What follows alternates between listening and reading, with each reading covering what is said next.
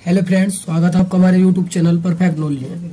जैसा कि आपको पता है, अभी हमने पीछे वीडियो डाली है कुछ घंटे पहले। आपने देखा होगा कि बोर्ड की कॉपी को कैसे लिखना है। अब मैं वो टॉपिक आपको डिस्कस करने वाला हूं। अगर आपने अभी तक हिंदी में कुछ भी नहीं पढ़ा है और कुछ भी नहीं आप जानते हैं, तो भी आप अगर पेपर देने जा रहे हैं तो पास हो सकते हैं। अगर आप ये टॉपिक रिपेयर करके जाते हैं, पढ़ के जाते हैं, आप पे पूरी रात है, आप बस ये टॉपिक अच्छे से पढ़ लीजिए, आपका काम बन जाएगा। ठीक है, तो चलिए शुरुआत करते हैं टॉपिक की। तो पहला टॉपिक देखिए, तो मेरा फर्स्ट टॉपिक मैंने उठाया है, देखिए जीवन परिचय। अगर आपका जीवन परिचय 3 नंबर में आता है और 3 नंबर आप पूरे लेते हैं तो 3 नंबर आपके जुड़ जाएंगे। ठीक है, तो देखिए जीवन परिचय में हमने 2 जीवन परिचय उठाए हमारे गद्य से। किससे? गद्य से। तो देखिए गद्य का जीवन परिचय हमारा आचार्य रामचंद्र शुक्ल। आपको जन्म और जन्म स्थान, पिता का नाम, मृत्यु और रचना, ये 5 बातें याद करनी है बस। अब लिखना कैसा है जीवन परिचय वो देख लो। ऐसे नहीं लिखना है जैसे हमने याद करा है, लिखना इस तरीके से। देखिए कि सबसे पहले डालेंगे रामचंद्र शुक्ल, जो नाम होगा उसके ब्रैकेट में फिर जन्म और मृत्यु, और ऐसे करके सटीक लिख देंगे। देखिए इस तरीके से आपको दिखाई दे रहा होगा पूरा। फिर आगे यहाँ पर इसमें समाप्त किया है और लास्ट में प्रमुख रचना, एक रचना का नाम लिख देंगे। आपको 3 नंबर पूरे मिल जाएंगे। तो इस तरीके से आपको जीवन परिचय लिखना है। ठीक है, याद ऐसे कर लेंगे, कोई टाइम नहीं लगेगा, 2 मिनट में आप इसे याद कर लेंगे। ठीक है, तो दूसरा जो जीवन परिचय है इसका देखिए, वो हमने जयशंकर प्रसाद जी का लिखा है। जयशंकर प्रसाद भी इंपोर्टेंट है, बार बार पूछे जाते हैं। जन्म स्थान कहाँ हुआ? काशी में। पिता का नाम देवी प्रसाद, मृत्यु 1937 ईस्वी, और रचना इनकी कमायनी, एक याद रख लेंगे। ठीक है, इस तरीके से हम जीवन परिचय गद्य का 3 नंबर का पूरा सही कर सकते हैं। अब आता है हमारा जीवन परिचय में पद। ठीक है, खंड हमारा कौन सा आता है? पद। पद में से भी 3 जीवन परिचय आते हैं और एक हमें करना होता है। ठीक है, तो पहला है हमारा Surdas, very very very important है। ठीक है, जन्म हुआ है 1478 ईस्वी में, जन्म स्थान है रुनकता ग्राम, आगरा में। पिता का नाम है पंडित रामदास, मृत्यु 1583 ईस्वी में, और रचना एक याद रखेंगे, सुरसागर। तो 3 नंबर आपके पक्के हो जाएंगे। इसमें एक जीवन परिचय और है, वो है हमारा गोस्वामी तुलसीदास। ठीक है, चलिए वो देखिए। तो देखिए गोस्वामी तुलसीदास का जीवन परिचय ये रहा। जन्म 1532 ईस्वी में, जन्म स्थान राजापुर, पिता का नाम आत्माराम दुबे, मृत्यु 1623, और रचना श्री रामचरितमानस या गीतावली। एक रचना याद करेंगे बस। ये हमारा 6 नंबर का टॉपिक था, जो आपको बिल्कुल मुश्किल से 20 मिनट में दोनों 6 नंबर आप क्लियर कर सकते हैं, यानी कि गद्य और पद का जीवन परिचय याद कर सकते हैं। ठीक है, अब अगला महत्वपूर्ण टॉपिक आता है हमारा श्लोक, जो 2 नंबर में पक्का पूछे जाने वाला है ना। बाजी ऐसे भी होंगे, अभी तक श्लोक भी याद नहीं करा होने का बहुत होंगे। ठीक है, तो श्लोक देखिए, पहला जो है हमारा ये है, मरण बंधन मरण बापी जियो बापी पराजय है, उभयत्र समो वीर वीर भावो द्वे वीरता ही वीरता। ठीक है, तो इस तरीके से पहला, अगर मान लो ये बोर्ड में आ गया तो आपके 2 नंबर कट जाएंगे, आप यही नहीं लिख पाएंगे। ठीक है, तो एक दूसरा याद कर लेंगे। ठीक है, मरण मंडल यत्र विभूषित भूषणम कौपिन यत्र कौशिय सा काशी विज्ञान मियते। ठीक है, यह दोनों श्लोक याद कर लेंगे पक्के से, आपका 2 नंबर पक्का हो जाएगा। ठीक है, तो फिर उसके बाद ये महत्वपूर्ण टॉपिक है हमारा श्लोक का। ठीक है, चलिए अच्छे से याद कर लीजिए। ठीक है, स्क्रीनशॉट लेके। अब अगला टॉपिक आता है मेरा रस का। ठीक है, ये नंबर आपने अगर नहीं कटवाए तो आपको पास होने से कोई नहीं रोक सकता है। ठीक है, ठीक है, रस आया मेरा। रस में हमारा 2 रस इस बार रहा है। कितना? 2 रस। एक है हमारा हास्य रस, एक है करुण रस। तो आपको एक ही परिभाषा याद करके जाना है और एक ही उदाहरण आप यही लिख देंगे, दोनों आएंगे। ठीक है, चलिए अब दूसरा भी आता है, तो आप बस उसका स्थायी भाव याद रखना, आप लिख देंगे। तो देखिए परिभाषा बहुत मैंने आसान दी है, मॉडल की नहीं है ये। देखिए, जहां विभाव कोमा अनुभाव तथा संचारी भाव के सहयोग से हास नामक स्थायी भाव जागृत होता है, तो वहां हास्य रस होता है। जैसे उदाहरण भी देखिए, अपना एग्जाम्पल है, आसान है बिल्कुल, कि नई नई दुल्हन नया नया रूप, पर्दा उगाड़ कर देखा तो बल्ब गया फूट। यानी कि आपको हंसी आएगी कि नई नई दुल्हन थी तो भी ऐसा हो गया, बल्ब फूट गया, तो आपको हंसी आई है, तो इसका मतलब हास्य रस है।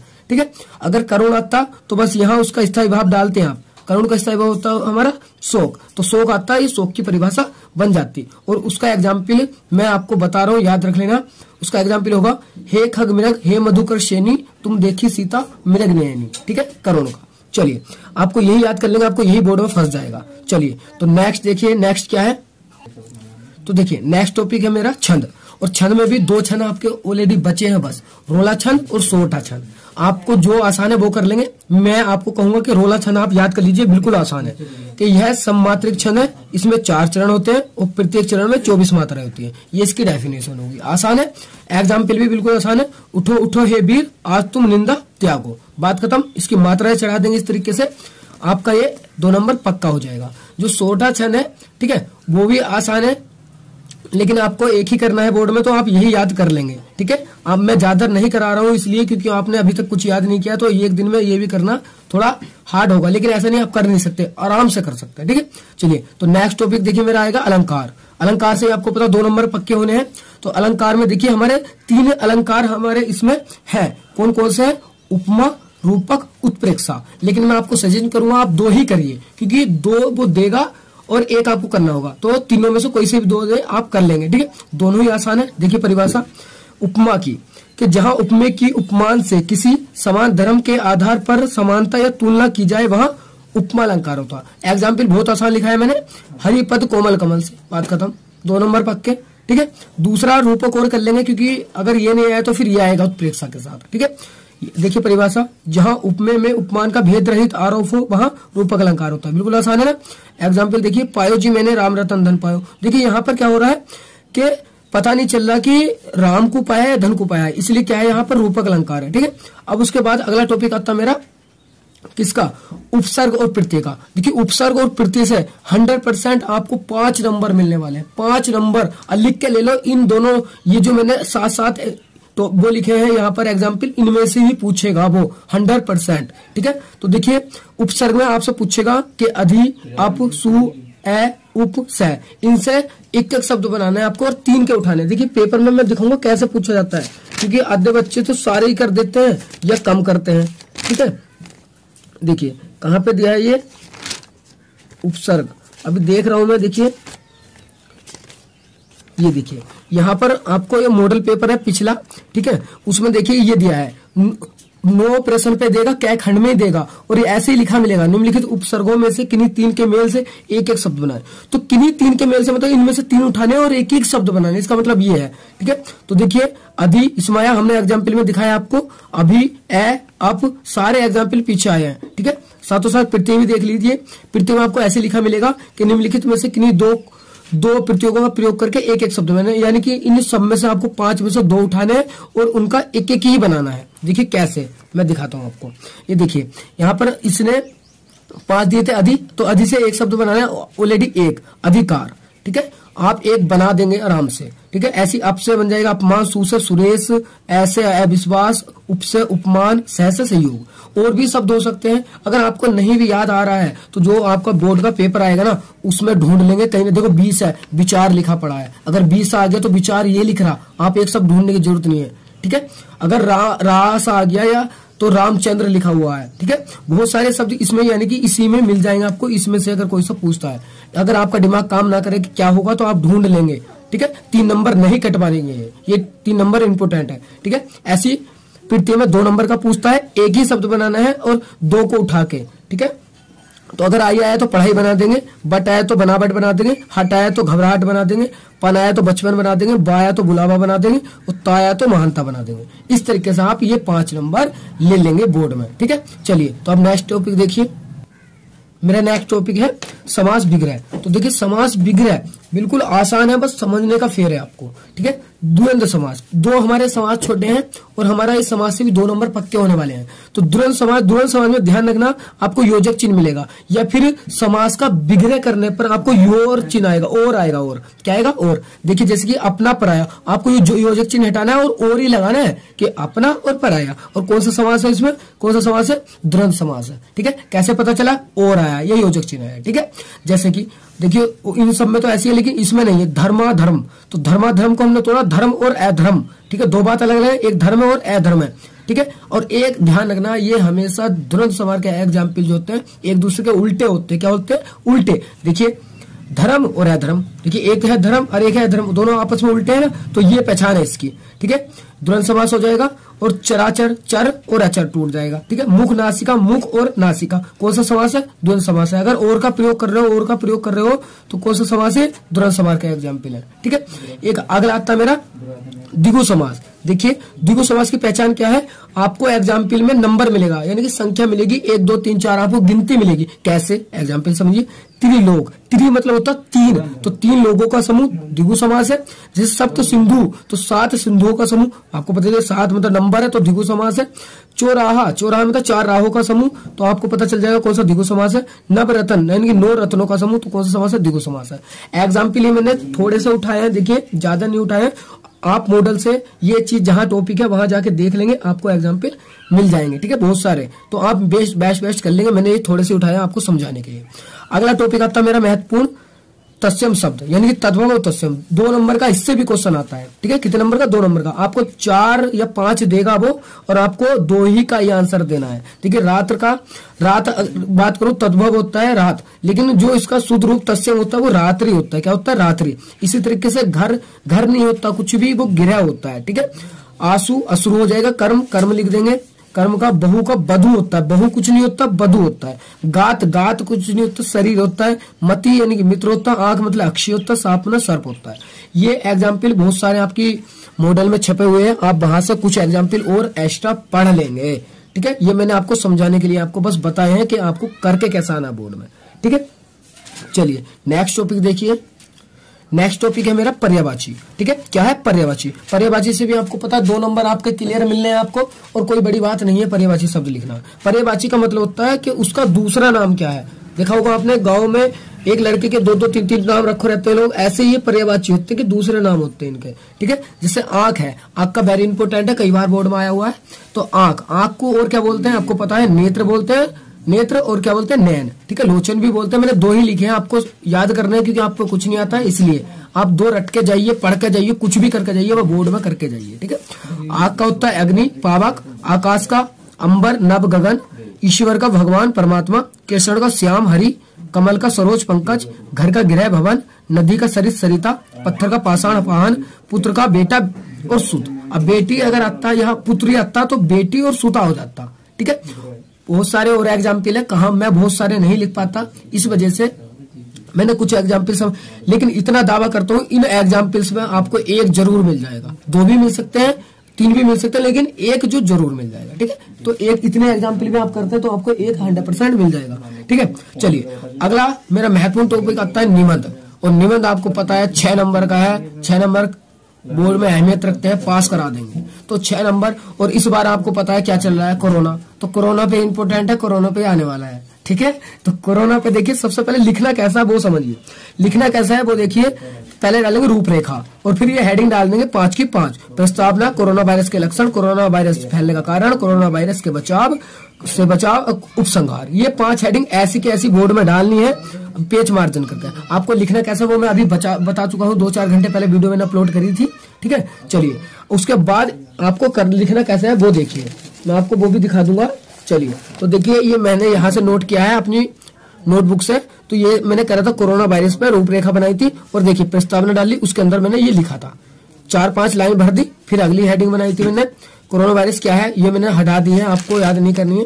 30 लास्ट की करेंगे दूसरी, यानी कि कोरोना वायरस के लक्षण। तो देखिए कोरोना वायरस के 1-2 लक्षण बता रहा हूं मैं। कोरोना वायरस के निम्नलिखित लक्षण। नंबर 1, कोरोना वायरस से ग्रस्त व्यक्ति को श्वास लेने में परेशानी होती है, आपको पता है, सारा आप पे आता है, ठीक है। तो कोरोना वायरस के लक्षण आप डाल देंगे। उसके बाद हेडिंग बनाई थी हमने, कोरोना वायरस के फैलने के कारण। आपको पता है कारण क्या है, बिल्कुल, कि क्या है कारण? मास्क ना पहनना, कि लोगों सामाजिक दूरी ना बनाना, ठीक है। इस तरीके से कारण पॉइंट टू पॉइंट आप बना देंगे, ठीक है। अगला आएगा कोरोना वायरस से बचाव आपको पता है, उल्टा कर दो इसके कारण के, क्या कर दो, कोरोना के मास्क को पहनना और लोगों से दूरी बनाए रखना, दिन में 2-4 बार, कम से कम 2-3 बार साबुन से हाथ धोना, ये हमारे क्या हो जाएंगे? बचाव। और अगली लास्ट हेडिंग डल जाएगी हमारी उपसंहार, ठीक है। क्या डल जाएगी? उपसंहार। हमारा निबंध समाप्त। 6 नंबर में से आपको 5 नंबर देने से कोई नहीं रोक सकता, ठीक है। इस तरीके से आप लिख लेंगे। और एक मैं आपको ये वाला जीवन वो दिखा रहा हूँ, निबंध जनसंख्या वृद्धि, वेरी वेरी इंपोर्टेंट है। कोरोना से पहले हर बार यही पूछा जाता था, ठीक है, क्योंकि हमारे देश में जनसंख्या विस्फोट कितना हो रहा है आपको दिखाई दे रहा होगा, 140 करोड़ जनसंख्या पहुंच गई है, तो वो वैसी नहीं हुई है, ठीक है। कोरोना में तो ज्यादा होगी। तो आप ये अच्छे से हेडिंग कर लेंगे, रूपरेखा लिखना ऐसे ही है, फिर एक हेडिंग बनाते चले जाएंगे, उसके बारे में लिखते चले जाएंगे, ठीक है। तो निबंध का काम खत्म हुआ। चलिए लास्ट टॉपिक बचा है मेरा, वो दिखाता हूँ मैं आपको क्या है। तो देखिए मेरा लास्ट टॉपिक है तुमुल खंड, और तुमुल खंड आप अच्छे से जानते हैं तुमुल खंड में होता क्या है। तो देखिए तुमुल खंड में अगर आप इसके राइटर लिख दिए ना तो आपका काम बन जाएगा। तो तुमुल खंड के राइटर है हमारे श्री श्याम नारायण पांडे, और लिखना कैसे, यही लिखना है कि श्री श्याम नारायण पांडे द्वारा लिखित तुमुल खंड काव्य के नायक लक्ष्मण जी तथा प्रतिनायक मेघनाथ जी हैं। ठीक है, आपको गलती नहीं करनी, मेरे से एक बार मिस्टेक हो गया, मैंने एक लाइन से काट दिया। ठीक है, और फिर इसकी हेडिंग याद कर लेंगे और हेडिंग के अंदर कुछ भी लिख देंगे। पहली हेडिंग है सौंदर्य के अंगार, दूसरी हेडिंग है शीलवान, तीसरी हेडिंग है शक्ति के पुंज, और चौथी हेडिंग है मानवीय गुणों के भंडार। ठीक है, ये हेडिंग 4 कर लीजिए आप, इसके अंदर कुछ भी लिख देंगे ना आपको नंबर मिलेंगे। और मैं बता दूं एक इंपॉर्टेंट बात, ये ओनली 1.5 नंबर का प्रश्न है। कितने नंबर का? 1.5, और 1.5 नंबर में अपने कुछ भी लिख देना, आपको नंबर देने से कोई नहीं रोकेगा। ठीक है, आपको नंबर यानी कि मिलने ही मिलने हैं। और एक प्रश्न, इस प्रश्न में तुमुल खंड में कितने प्रश्न आते हैं आपको पता है कि 2 हमें आते हैं। देखिए मैं यहाँ दिखाने की कोशिश करूंगा बोर्ड में, पिछले वाले देखिए तुमुल खंड में एक क्वेश्चन आया था, 1 और 2 प्रश्न आते हैं, दोनों ही हल करने हैं, और दोनों ही ये भी 1.5 नंबर का होता है और ये वाला भी 1.5 नंबर का ही होता है। ठीक है, तो हमने ये वाला तो कर दिया। देखिए तुमुल खंड काव्य के आधार पर लक्ष्मण का चलचित्र, तो लक्ष्मण का तो मैंने दिखा दिया आपको कैसे करना है। ठीक है, अब ये वाला क्वेश्चन देखिए, तुमुल खंड काव्य का कथानक संक्षेप में लिखिए, यानी कि आपको जो उसका सारांश है वो संक्षेप में लिखना। संक्षेप का मतलब होता है शॉर्ट शब्दों में, यानी कि कम से कम शब्दों में। तो आप जानते हैं तुमुल खंड में क्या हुआ है, बिल्कुल क्या हुआ है, लक्ष्मण और मेघनाथ जी के बीच में युद्ध का वर्णन हुआ है, और रावण के द्वारा जो अपहरण किया गया राम के, उनकी सेना लाना, यही वर्णन है, सारा रामायण का वर्णन है। ठीक है, और कहाँ का वर्णन है, उनके युद्ध के बीच का वर्णन। ठीक है, वो आप लिख देंगे, और 4 लाइन में लिखना, ज्यादा नहीं लिखना। आप समझ सकते हैं 1.5 नंबर में आपको कितनी लाइन भरनी है। ठीक है, तो एक बोर्ड की कॉपी का जो पेपर होगा, आपको आधे में ऊपर पहला वाला क्वेश्चन कर देंगे ये वाला, और आधे में नीचे ये वाला कर देंगे। आपके 3 नंबर नहीं मिले तब बताना कि 3 नहीं मिले। ठीक है, 3 ही नंबर मिलेंगे। आप खुद सोचिए, 1.5 नंबर में आपने आधा पेज 4-5 लाइन भरी, कहाँ नंबर काटेगा वो? कुछ भी लिखेंगे नंबर मिलेंगे, बस लिखना सही है उसी के ऊपर। ठीक है, तो देखिए इस तरीके से मेरा टॉपिक समाप्त होता है, लेकिन कुछ टॉपिक और मैं आपको दिखा रहा हूँ, वे आप टॉपिक तैयार कर लेंगे, वे मैंने नहीं लिखेंगे। शुरू के जो 10 नंबर हैं आप जानते हैं गद और पद के इतिहास से आते हैं। किसके? गद और पद के इतिहास से। ठीक है, तो चलिए देखिए, ये यहाँ पर ये जो लिखा है ये वाला, ये टेबल आप अच्छे से याद करेंगे। रेखा चित्र के 2 लेखक, ऐसे पूछता है बोर्ड में, रेखा चित्र के 2 लेखक लिखिए, तो रामवृक्ष बेनीपुरी और महादेवी वर्मा।